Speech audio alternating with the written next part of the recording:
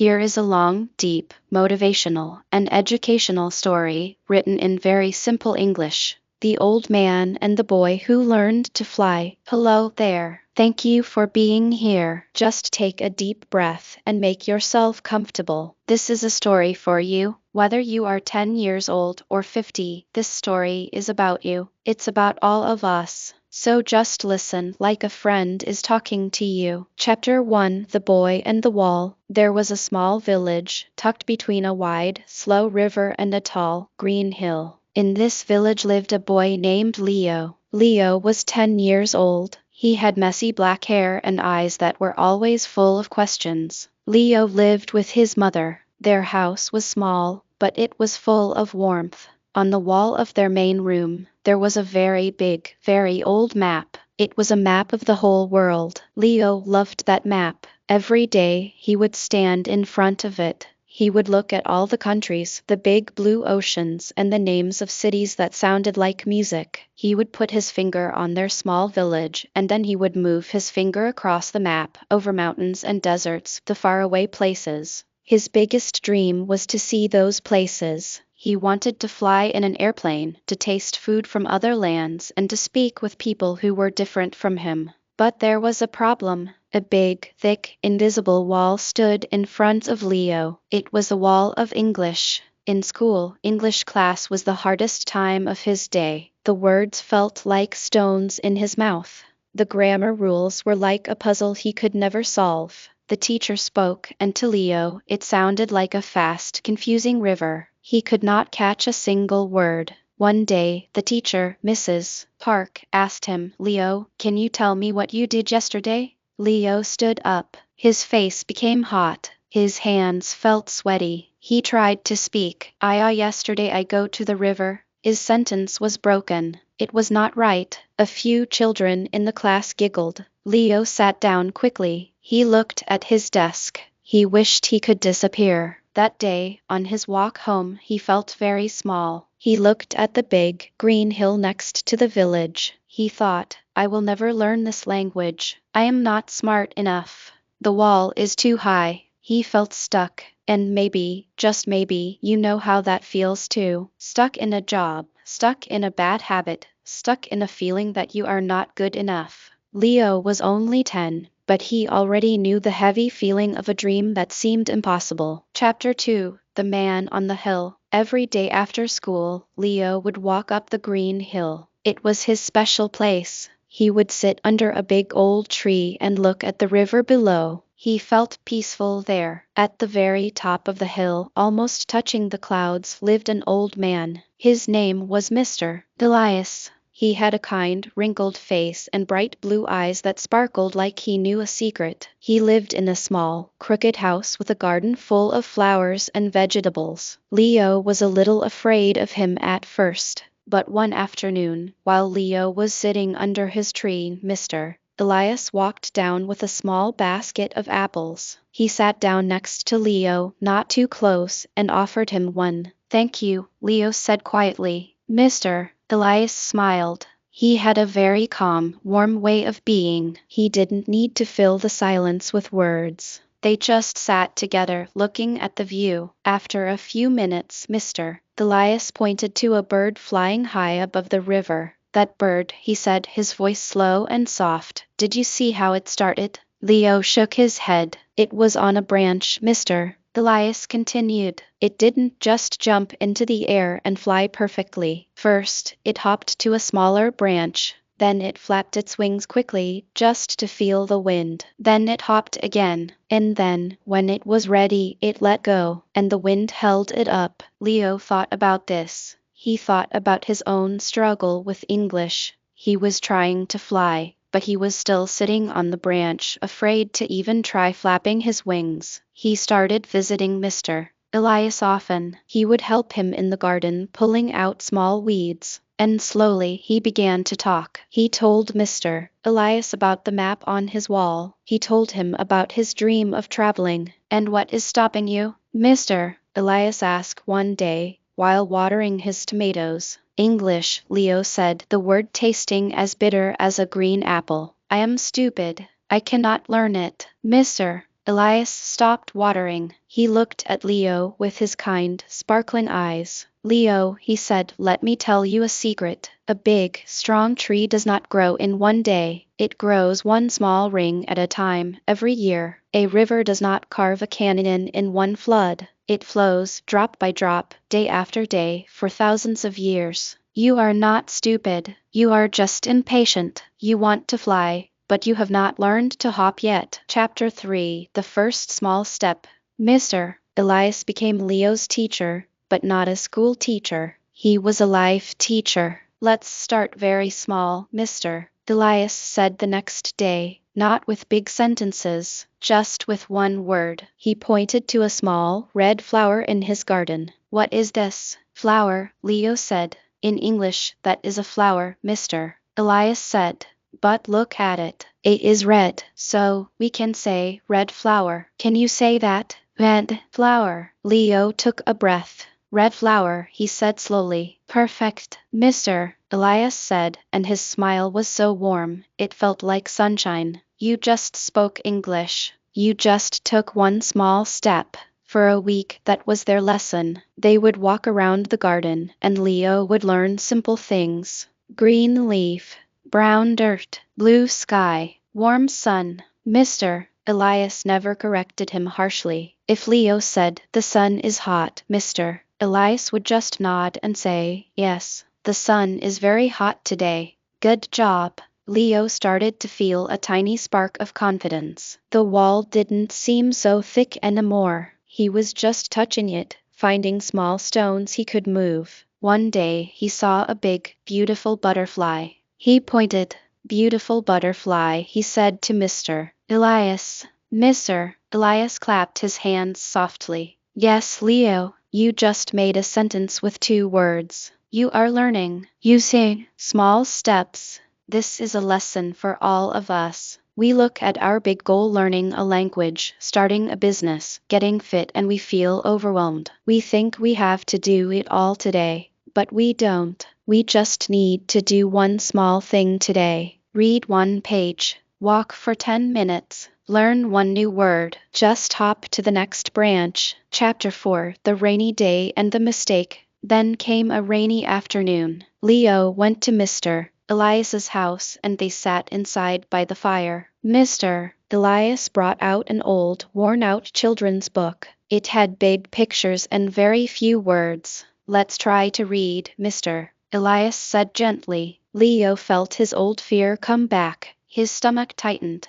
but he trusted Mr. Elias. The first page had a picture of a cat. The sentence said, the cat sits on the mat. Leo took a deep breath. He pointed to the first word. That he said, dead, cat, dead, sits. He looked at Mr. Elias. Tit, yes, Mr. Elias said patiently. Sits. Leo continued. On a mop. He had said mop instead of mat. The picture showed a mat, a small carpet. But Leo's eyes were tired and his brain was nervous. He made a mistake. He immediately felt his face get hot. He looked down, waiting for the correction, waiting to feel stupid. But Mr. Elias just chuckled a soft, warm sound. Mop, that's a good word. But look at the picture. Is the cat sitting on a mop, the thing you use to clean the floor? Or is it sitting on a mat, a soft carpet? Leo looked at the picture again. He saw his mistake. Mat, he whispered.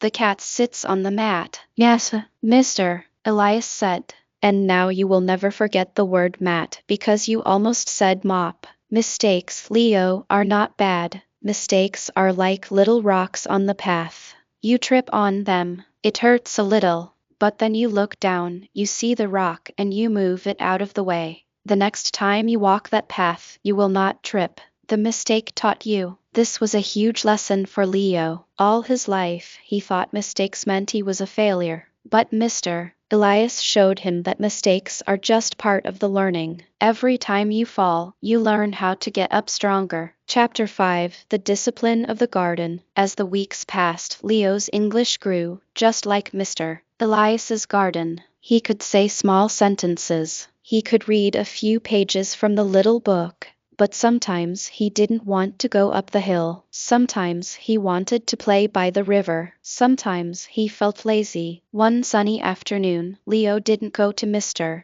Elias's house. He played with his friends instead. The next day he didn't go either. When he finally went back 3 days later, he felt guilty. Mr. Elias was in his garden pulling out weeds. He smiled when he saw Leo. "Hello, my friend. I missed you." "I'm sorry," Leo said. "I was playing." "That is good, Mr. Elias said. "Play is important. But look at my garden." He pointed to a patch of soil. "For 3 days I did not pull the weeds here. And look, they have grown. They are small now, but if I leave them for many more days, they will become big and strong. They will take the food and water from my vegetables. Then my vegetables will die." He looked at Leo. "Learning is like a garden, Leo. You must visit it every day, even if just for a little while. Even if you just water it for 5 minutes. If you stay away for too long, the weeds of forgetting will grow. You need a little discipline. It is not about being perfect. It is about being consistent." Leo understood. He needed a routine. From that day on, he made a promise to himself. He would go to Mr. Elias's house for at least 30 minutes every single day after school. Some days he learned a lot. Some days he was tired and just listened to Mr. Elias tell stories in his slow, simple English. But he showed up. He was consistent. He was watering his garden every day. Chapter 6: The Broken Pot. One day, Leo was helping Mr. Elias carry some old clay pots. He was being careless, thinking about a game he wanted to play later. He wasn't paying attention to his hands. He dropped a big pot, and it shattered on the ground. "Oh no!" Leo cried. His eyes filled with tears. "I'm so sorry, Mr. Elias. I broke it. I am so stupid and careless." He expected Mr. Elias to be angry. It was an old, beautiful pot. But Mr. Elias just looked at the pieces on the ground. He knelt down slowly, his old knees cracking. He picked up a large piece. He looked at it, then at Leo. "Leo," he said, his voice calm. "It is broken. That is true. Can we put it back together?" Leo shook his head, tears falling. "No, it's broken forever." "Yes, Mr. Elias agreed. "It is broken forever. But is the world going to end? Is the sun still shining?" He pointed to the sky. It was blue and bright. Leo looked up, confused. "My friend, Mr. Elias said gently, being honest about our mistakes is very important. You broke the pot. You said sorry. That is good. You were honest. Now, do we need to call you stupid forever?" "No, we need to clean up the pieces so no one gets hurt. We learn to be more careful next time. We move on." Together, they carefully picked up all the broken pieces. Mr. Elias didn't scold him. He taught him about honesty and about not letting one mistake define who you are. You are not your mistake. You are the person who learns from it. Chapter 7: The Long, Slow Road.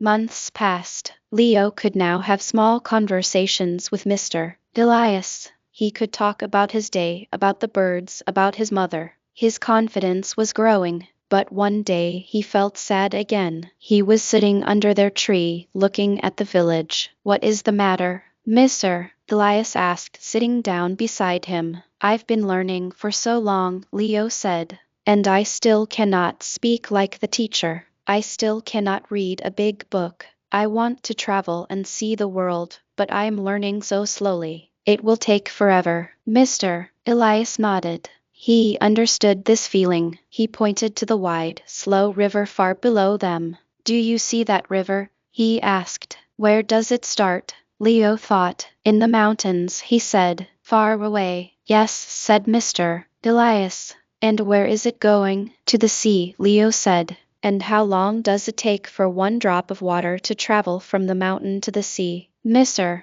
Elias asked. Leo didn't know. "A very, very long time," Mr. Elias said. "It flows over rocks. It goes around big boulders. Sometimes it gets stuck in a quiet pool for a while. Sometimes it falls down a waterfall very fast.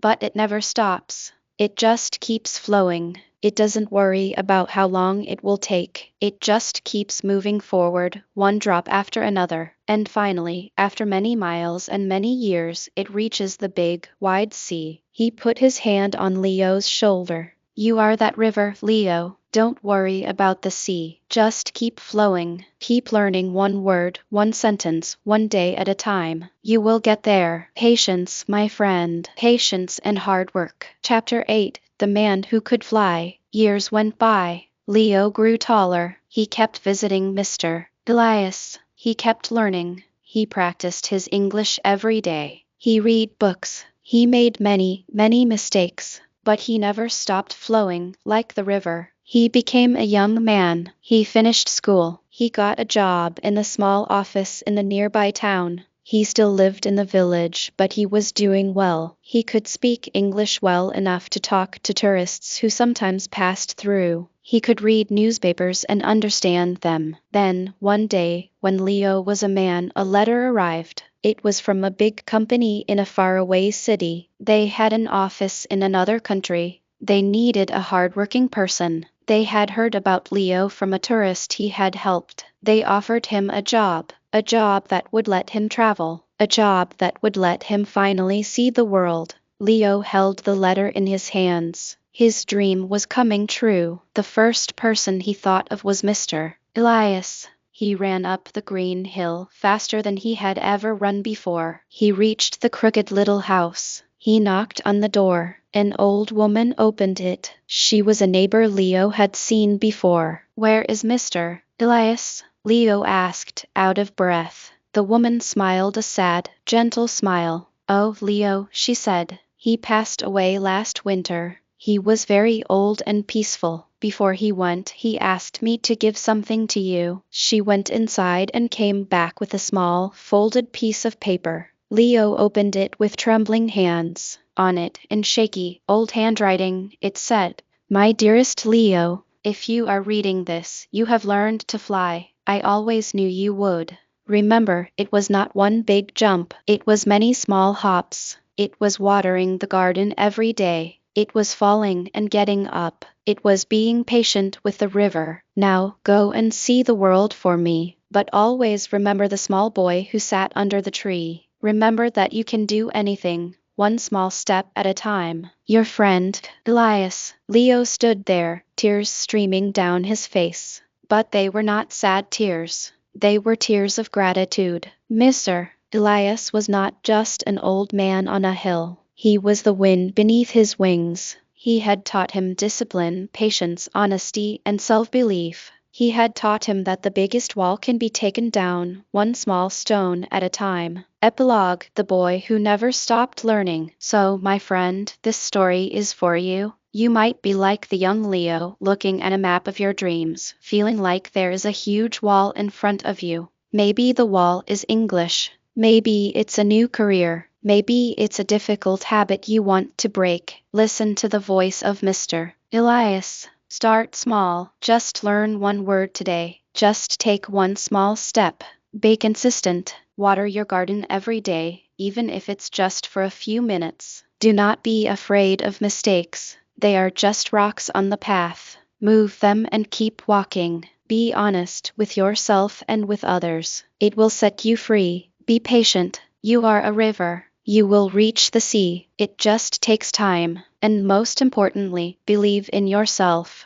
The belief is the engine. Without it, you cannot even start the journey. You can learn English. You can improve your life. You can build new habits. You can become more confident. It will not happen overnight, but it will happen if you never give up. Thank you for listening to this story. I hope it made you feel calm and strong and ready for your own journey. If this story helped you in any way, if it made you feel a little bit better, please share it with someone you love. Maybe they need to hear it too. And if you would like to listen to more stories like this, please subscribe to this channel. It helps us make more stories just for you. Take one small step today. Read one page. Listen to one story. Say one new word in English. You can do this. I believe in you. Go and learn to fly.